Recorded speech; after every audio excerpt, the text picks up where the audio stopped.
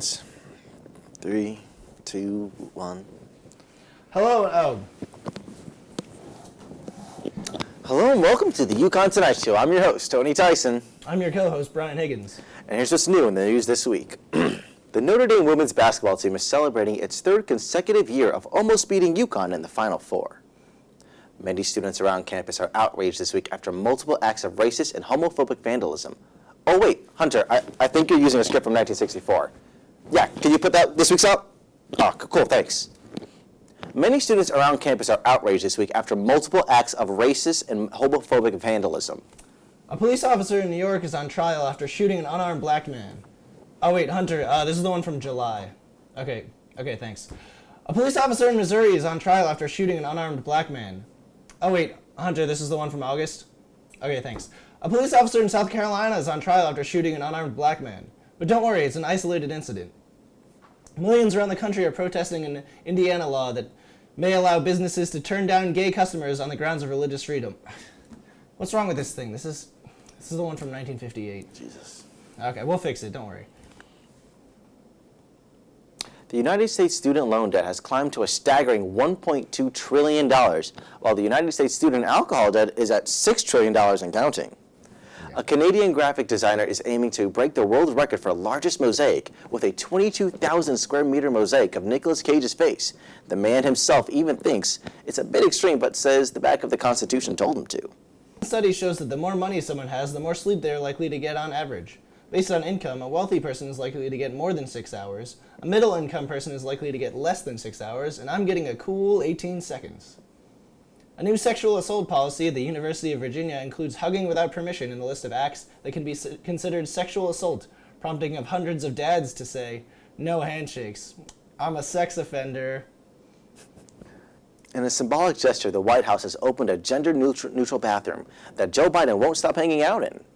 A Russian man has volunteered to undergo the world's first head transplant operation.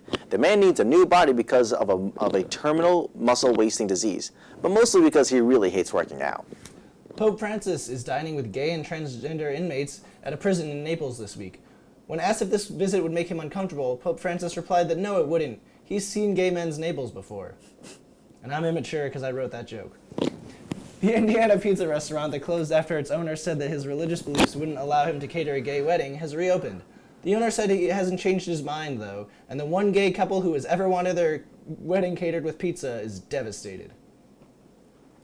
A New York runner won 3 marathons in 8 days in order to pay for his son's medical bills.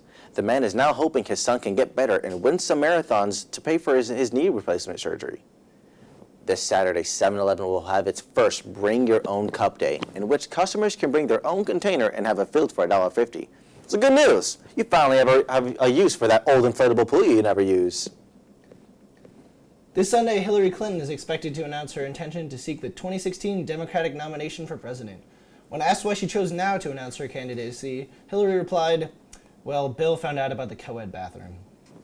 A farmer in Texas is claiming that $70,000 worth of bull semen was stolen from his farm this week. The investigating police are asking all the relevant questions. Did you see anything suspicious that night? If you found any evidence on the farm? Why do you have $70,000 worth of bull semen?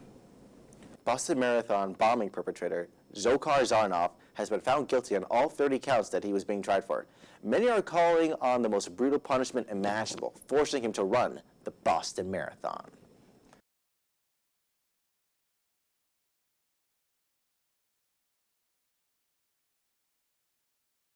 Hello and welcome back to the UConn Tonight Show. I'm your host, Tony Tyson. I'm your co-host, Brian Higgins. And here are our guests on the show today are Residence Assistants for Social Justice Education, Alex Summerfield. And Charity Whitehead. all right, Alec Charity of Residence Assistants for Social Justice Education. What do they do? What is that about? Sure.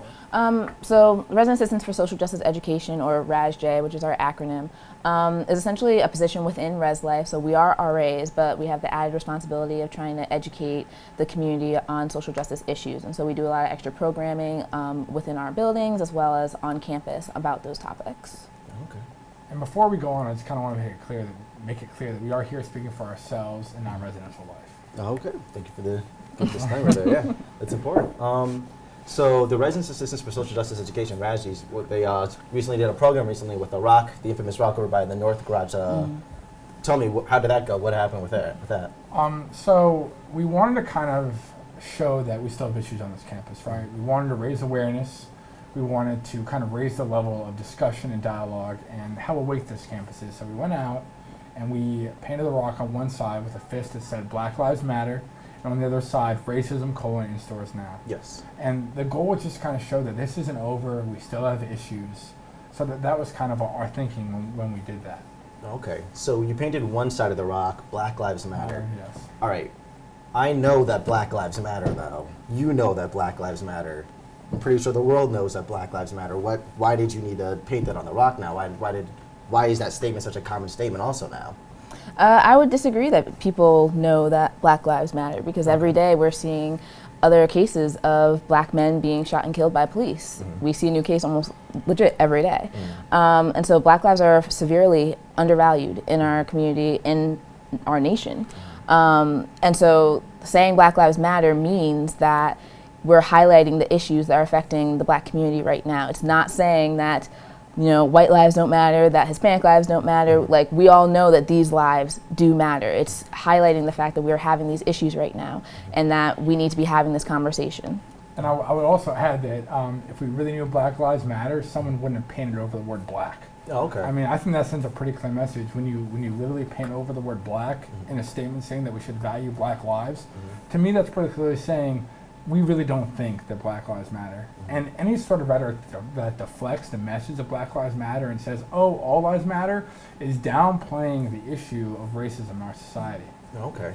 Well, as you both know, I'm assuming you're all familiar with the iPhone app or the cell phone app, Yik Yak, right? A lot of people on UConn are Yik Yak. You can anonymously post whatever you want on there. Whatever you want. Whatever you want. Literally whatever you want. And you feel like you can get away with it. So I have a couple of Yik Yaks that I'd like to go through with you guys, just to see, because this is kind of like, I would say like kind of like a random survey of what is going on in the UConn community. So the first one I'm going to look at, the first thing that I'm going to look at here is anyone that took the rock incident offensively needs to rethink what they're spending their time learning in college. And I want to emphasize to the general public that the first "there" in this statement is spelled T-H-E-I-R. They spelled it incorrectly in this statement while telling people that they're spending their time wrong in college. This statement got 39 ups. How do you feel about this? Or any comments, I would say. I think that this comment kind of speaks to the fact that here on this campus we have a lot of apathy when it comes to social justice issues, especially when we've seen like in Ferguson and, you know, with the AKA and Pike situation last semester, a lot of people not understanding the gravity of these issues and how they affect people on our campus and in our communities. And so I think that statement, you know, that if you took it offensively, then like you need to relearn your times. Like college is about opening your perspectives. It's about being aware and understanding other people's perspectives. And so I think by saying that we're paying over the rock and that's, you know, taking away from like what we're spending and sorry, I'm all over the place. Yeah. Collect your thought this one. So by saying that, I think honestly they're definitely out of touch with what's going on their campus, and that they really need to open their horizons and see like what the conversation is that we're having. And I would also say, I don't know who posted that, right? I don't know if we will never know. I don't know their background, but I can tell you this. That kind of sentiment is very common in the white community here at UConn. And you know, as a white man, it's kind of my responsibility to talk to the white community. I can't lecture other communities on what they should think or what they should do.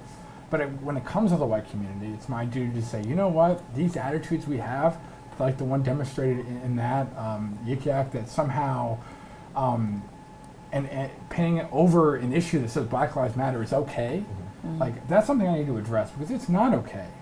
Trivializing what people are going through on this campus is not okay. Making people feel alienated or bad or unvaluable because of the color of their skin is not okay. And that's something that happens a lot within the white community on this campus, and an attitude they have that they project in many different ways, and I think it's dangerous, and I think it happens a lot on anonymous forums, frankly like The Rock was a kind of anonymous forum, and in Yik Yak. Okay. So when you say what are the issues that you think are happening on our campus, because we all know what's happening like on the broader surface, like there's police shootings like that, and it's terrible. But if you could, because I think a lot of people don't understand, because a lot of white people don't understand what black people would experience on a daily basis on campus. So if you could try and like make them understand, like what kind of issues do you think are on our campus? Because I mean, we know there's not like a police shooting on our campus, and that's what we're seeing in society at large. But if you could like hone it into campus and make people understand that, like what would you say? So the things that happen on campus, things that happen nationwide obviously affect what happened on our campus, because our campus is a microcosm of society. So things that happen there happen here and affect people here. So I think the fact that the issues that we're having, again, is the lack of, empathy from people, specifically white people, on campus about these issues that are affecting these communities of color, along with the apathy of just like not caring, just not wanting to have these conversations, not wanting to engage. And then just blatantly saying like, oh no, it doesn't matter. Like this isn't a conversation that we don't even need to have, So there's just a really big disconnect, and I think the ways that we can try to bridge that is by trying to have these conversations, but we're seeing a lot of resistance on campus to having these conversations, which is frustrating. And so I can attest to what people of color directly go through on this campus. I can try to empathize, but I can directly attest. What I can say is what I've seen the white community do, and I've seen a lot of racial slurs, and I've heard of things like the rock incident last semester, and I read through the entire ODE investigation today, where there are accusations of frat members calling black women all sorts of racial and sexual slurs. So that's something that happened. Just the other day, a black woman was leaving the mosque here on campus, and she was called a terrorist and then a derogatory term that I won't say. Yeah. And that has racial implications. And it's also in the little things that aren't really little, we call them little, but the day-to-day interactions, just people who are white saying inconsiderate things, making comments about physical features of black people, disregarding the opinions of black people just because they view them as, oh, you're just saying that because you're black.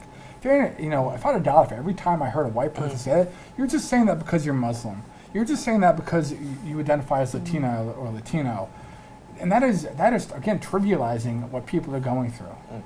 Yeah, because I think like a lot of what you're saying is, I think a lot of the people who are against like having this conversation, a lot of what you're saying is kind of under the surface, and I think what you're saying about like something that white people might say like behind closed doors, and it's like that's there and it's not necessarily out in the open as much, so people are like, there's no, like people are like, no, there's no problem, we don't have a problem, I can't see it, so there's no problem. So I think that's kind of the attitude that the opposing people seem to have.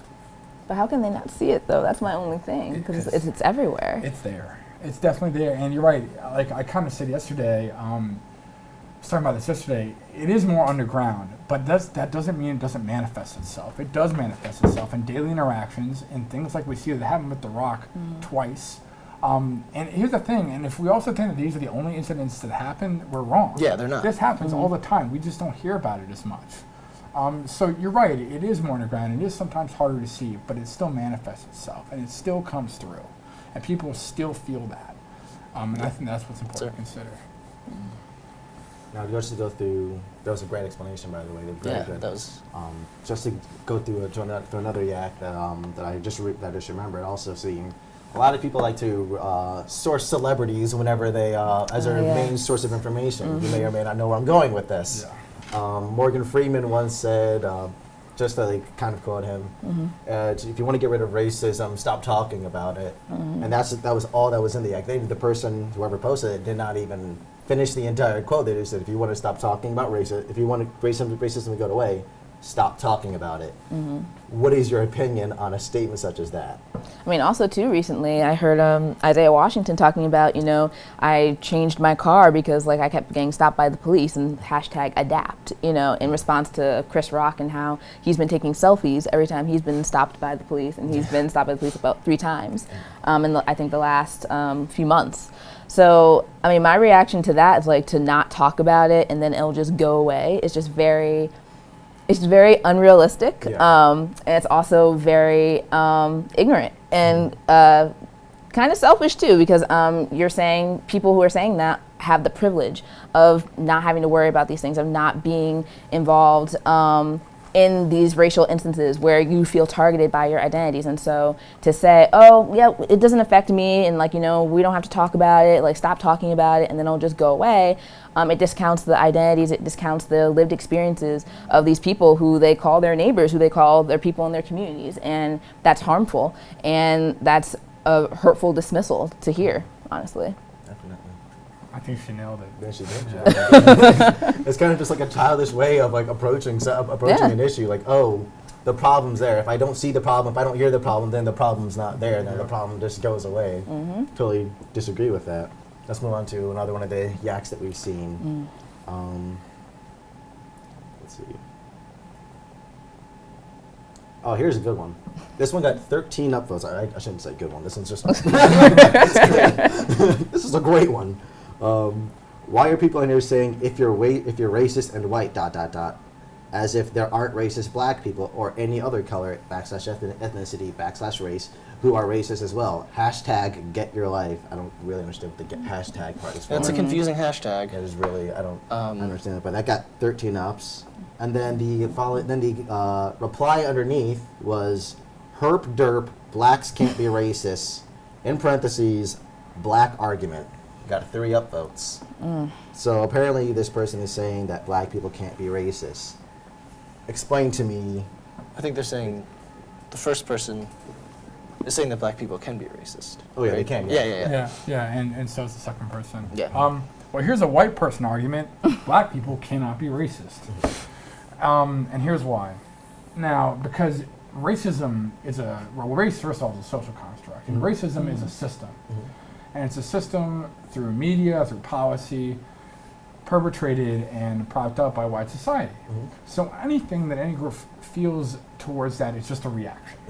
It's not racism because it's not taking part in that process, in that power structure.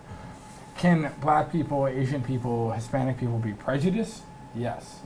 Sure, of course. But they can't be so-called racist because racism is a system. Absolutely. I just add to that the handy-dandy equation that racism is privilege plus power. If you have privilege and if you have power, then you can be racist. If you don't, then you can't. No. So for the folks at home. So if I said a racial slur to you, to Alec, or Brian, there aren't that many good ones. That'd be you being prejudiced. I'd be prejudiced. Biased, rude. So I would still be in the wrong for saying Absolutely. that, just to put it out there for everyone. Behavior. It's just it's still not okay. Yeah. All right. Good. And then also, it's not that. I mean, what did you like, cracker? It's not really. Well, that's the other Still thing. harmful though. Yeah. Still harmful, but that's the other thing. There is a lacking of racial insults when it comes to white people. Because being the dominant we group. need some more. I think that's the answer. That's the solution. Oh God. It'd be fun to think of. Here's one that was fairly concerning to me, aside from the herp derp blacks can't be racist black argument thing. That was pretty concerning. Another one is, if I were a police officer, I think I'd be a little more scared / cautious when having to arrest a black man versus other races just because of statistics. Does this make me a racist? This person got 6 upvotes. No, don't call me. And then the person commented underneath, no. And that also got 6 upvotes. I don't even know what to say to that. I think that person doesn't understand the systematic racism that puts, I think that person's under the assumption that most, African Americans commit more crimes, and that person doesn't understand the systematic oppression that puts them in the area where they are in poorer situations and stuff, and in the areas where you commit crimes. That statistically, I'm not even sure. I think in one of my classes it says white people commit more crimes than black people, but they don't understand that that's a result of white oppression and whatnot. Absolutely. It just plays to the stereotype of the black man being dangerous, of being something to be feared, or being a criminal, which is a stereotype that has existed in our country since, honestly, black people came here, or were brought, I should say. So, yeah, that's honestly what I would say. That, again, what you said was spot on about, just adding to that conversation and not understanding the systematic oppressions that entail that. Yeah, it's like, from what I'm understanding from this, they're following under the assumption that black people in general inherently are geared, just mentally wired to commit more crimes, inherently more violent, inherently. And I don't think they understand that thought, that mentality, it by itself is racist, just assuming that they're just wired that way, and which creates a problem there. So we're pretty good on Yik right now. Me and Brian were talking earlier about a Facebook comment, the Facebook post that we saw earlier about kind of taking what you said earlier about the whole Black Lives Matter movement, but taking it to a different context that you said. About relating it to like a shirt store. Like, Brian, if you want to like further explain that. If you want, it was like if you have like a yellow shirt, a red shirt, and a blue shirt, and the yellow sales are down, then you would focus on the yellow shirt, and that's essentially the Black Lives Matter. Because I don't think anyone is arguing that like anyone is inherently better or more important than anyone else. But like right now, we need to emphasize that Black Lives Matter as much as everyone else is, because it's something that seems like society isn't recognizing, and we need to be like, hey, stop doing that. Absolutely. So just to wrap it up, do you two have any ideas of what we can do as a campus or on campus to kind of remedy this issue, or how to like begin remedying this issue? I would say, because I'm not saying this is like, oh, by tomorrow it'll all be gone. If only. Yeah. Well, what the Raspberries are doing for the last couple weeks of the semester is we plan to table, and we're going to have a table in the student union, and we're calling it Cards for Humanity. So we're talking about other, important social justice issues, just trying to get the campus more actively involved, because I think that's also a big part of it, just having people continually have that mindset and that consciousness of being aware of what's going on. And then directly related to what we've been seeing on campus, we actually took some of the yaks that we're seeing or that were broadcasted during the AKA and Pike situation last semester. We turned those into posters, and then we offered like educational kind of responses to those yaks. Put them on posters, and they'll be in all the residential halls next week, hopefully. So we're hoping that will help foster a conversation on campus. And also we have two other RasJs, Kat Maldonado and Austin Dodd, who do these Think sessions, which is essentially getting kind of assessing campus climate. And so I believe they meet on Fridays from noon to 1 in the Student Union, room 316. And so definitely going there, I'd like to express your views and continue this conversation about what we can do better on our campus. I think there are a few things we can do. First of all, I want the CR administration to take a different look at our student code. Absolutely. And how we define racism, how we define acts of racism, the responses to acts of racism, and giving a better education on what racism is and how it manifests itself here. I also want to see members of my community, well, we're all one UConn community, right? But the white community, listen a little better and maybe reach out and go to events you normally wouldn't go to. Try to get educated. Try to see where people are coming from. Because I haven't really seen that empathy. I haven't seen an attempt from people who look like me to really try to reach out. And I want to see that. And I want to have a school administration that promotes that. And I think we're getting there, but I really haven't seen that push. That push to really open up and really to try to reach out and see what people are going through and to think about that before we do things and say things that might be harmful.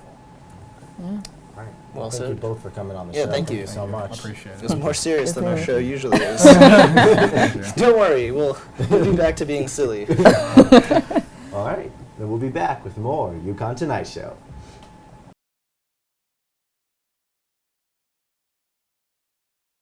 Hello, welcome to the UConn Tonight Show. I'm your host, Tony Tyson. I'm your co-host, Brian Higgins. And on our show today is Ryan, a featured artist from Husky Records, also representing Ditch Effort. Ryan, thanks for coming on the show. Thanks for coming on the show, Ryan. Thanks for having me. So, tell us about your music and your band and Okay. things. So I play guitar. I've been playing guitar for like 8 years. And I started a band over the summer, and we were playing and writing stuff together. Went from there. Band name changed a couple times. It's actually really hard to find a band name that isn't taken. I know. I'm Hence currently Ditch trying. Effort. Last Ditch Effort was taken. Oh, So wow. Oh, yeah. I went with that band name, and I'm not really a band in the sense that I do a lot of it on my own, but when I play live, You play with other I people? play with other people. So. No, I heard you before we started. You were comparing yourself to Dave Grohl because Dave Grohl. No, it was you. It was you. Because Dave Grohl also recorded the first 2 Foo Fighters albums, himself playing most of the instruments. So you think you're better than Dave Grohl, is what I'm hearing. Maybe we'll see. Okay. Time will tell. Calling you out, Dave. I'll let the historians answer that one. So do you have any like music that people could listen to by you? Yes. Like Dave Grohl, I actually do have 2 albums out that I did pretty much on my own, with help from some friends here and there. So you can check that out on bandcamp.com/ditch effort, or just Google ditch effort. So you're also affiliated with Husky Records. How did you get involved in that mix? I went to a meeting like in the fall, didn't really stick with it, and then got into it this semester more. Oh, okay. So it's been good getting a lot of gigs and like working with them, doing promotional stuff, and see where it goes. Unfortunately, I'm a senior, so I'm graduating. Oh, okay. So I won't have too much of an influence on the club as a whole, but oh well. Do you have any upcoming shows or performances you? April 18th, we're gonna be on the radio, UConn radio. I've heard of it. The Yes, WHUS. Yeah, there you go. So that'll be fun. So you're going to be performing live on the radio? Live, and I'll be that's with really cool. full band. So Oh, that's awesome. yeah, I'm really excited about that. I saw you perform at the open mic night last night. It was very good. I think there was a really funny comic on after you. There was. Yeah, he's just fantastic, attractive. Strikingly similar looking. I know.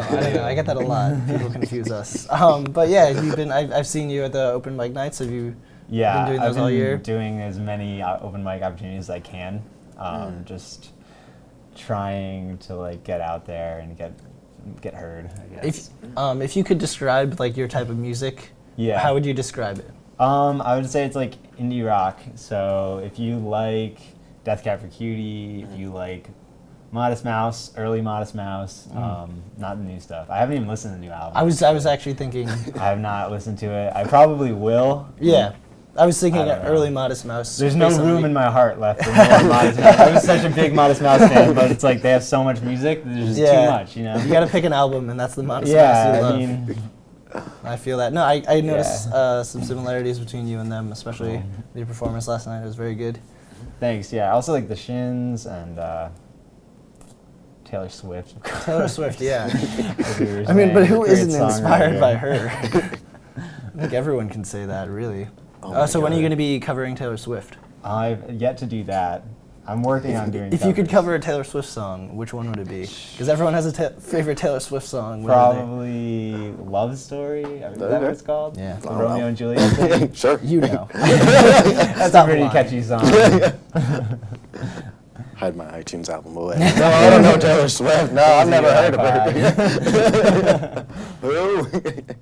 Are you going to any concerts or anything cool over the summer or anything coming up? I don't really know. I'm graduating and then figuring out like where I'm gonna be living in somewhere in New York City. I mean, so I don't want to be like every person in your life, but do you have any plans for next year? Or? Yeah, they're like tentative, but somewhere in New York City. Awesome. That's doing cool. stuff, Okay. So That's awesome. So, so with your music, you describe the style of it. What are like some of the more like popular like, soundtracks that people tend to like the most or tend to request the most? That you more often play at like open mic nights? soundtracks Or cover songs. Yeah. Okay. Songs.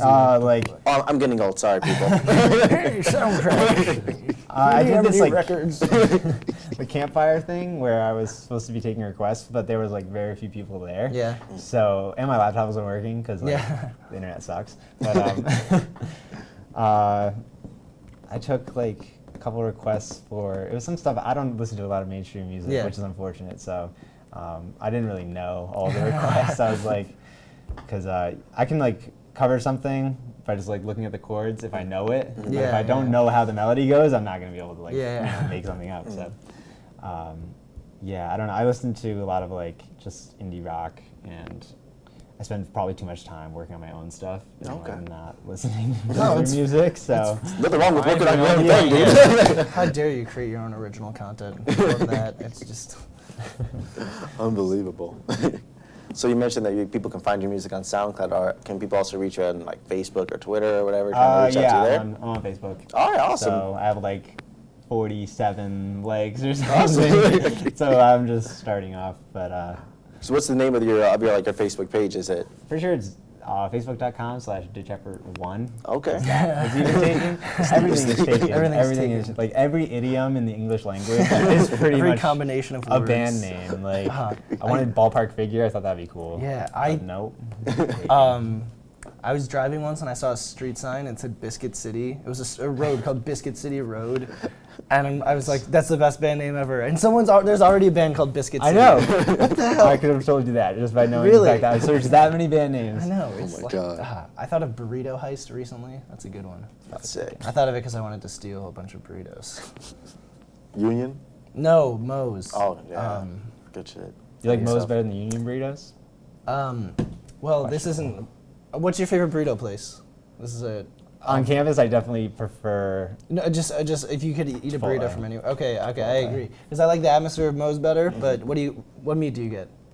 Usually chicken. Oh, okay. See, the only reason I like Chipotle better is because of barbacoa. Because barbacoa is the tastiest How about substance. you? I usually get chicken when I go to Chipotle, but when I'm here, gonna go to Union, I just get like beef. I tried to do chicken once, but I was just like, I don't want to be I get the healthy. chicken. I get whatever meat is shredded because I think the shredded meat goes. It's less intrusive in the burrito. It kind of just like true. melds in with everything. I think a lot about burritos. Like, honestly enough, though, I'm on the other side of that argument where Really? whenever I get a burrito, I get one of the reasons I get beef is because I like to like. It looks inappropriate when I do this, but I take the burrito and I try to shake it up a little bit, just to get all the insides mixed up. Shake the burrito? To get everything mixed up inside. What do you That way do can- with your burrito? You just eat it? I pretty much just eat it. I've never had a, what is it, burrito salad or taco Oh, yeah, salad. I've never had that. Thought Yeah. about that. That you could shake it up and that would work. Oh yeah. I don't get how you shake a burrito. You take it while it's still wrapped. Maybe like roll You it. I shake it. I shake it. like a margarita. That's interesting. So you're better than Dave Grohl and you like Chipotle, Yes. is what you would. If you could say anything to Spark the people out notes. here, apparently. Too long didn't watch. If you skipped ahead, Go to Ditch Effort, This is Ditch Effort. Google.com. He plays all the instruments live like a one-man band. I don't think we're getting this mixed up, right? You play them all live. That sounds No, good. you play with a band, it's Ditch Effort, and you're better than Dave Grohl, and you like Chipotle. So you play drums. I do. Maybe if we ever need a drummer. Oh my I'll hit God, you up. let me know. 'Cause that is how my band works. It's just It's just me and whoever It's I you're can the get. front I man, and posted no on one my- else matters. no, that's not what I'm saying. Spencer Ferris is the bassist officially, Okay. pretty much. And then, but shout out to Spencer Ferris. But what was I saying? Oh yeah, I posted on Buy Sell UConn because we had Oh, yeah? a battle of the bands coming up, and I was like, we need a guitar player and maybe a keyboard player, and I got 2 responses. That's and awesome. The guitar player ended up being really good, and so I'm working with him. If you need a, So if you need a drummer. I'll let you know. And so you posted on Buy Sell UConn. How was the argument about race afterwards in the comment It section? was- Because I assume there was A one. minimum probably like 10. All right, 15 only 10 comments, people arguing so about- Kept okay. it on the down low. That's a low number for Oh my Buy God, Sell. yeah. It's rarely Yeah, ever it built didn't, up. it didn't blow up too bad. What do you mean you need a guitarist? Like a male guitarist? All right. Well, Ryan, thank you so much Thank for you so coming on the much for show. having That me. was awesome. this is better than Dave Grohl. Ditch Effort. Check me out. All right, thank you. And that's it for the UConn Tonight Show.